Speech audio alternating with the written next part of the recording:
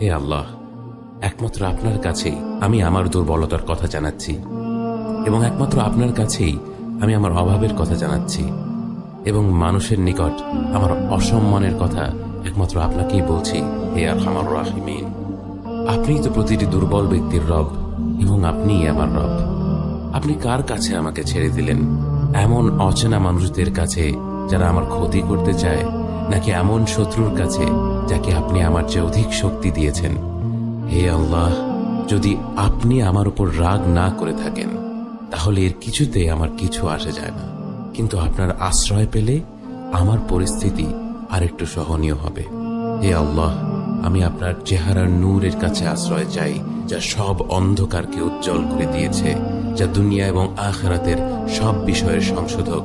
আল্লাহ, আপনার রাগ এবং অসন্তুষ্টি থেকে আমি রেহাই চাই। আল্লাহ, এ সব কাজই শুধু আপনাকে খুশি করার জন্য করা এবং আপনি ছাড়া কোনো শক্তি নেই, কোনো ক্ষমতা নেই।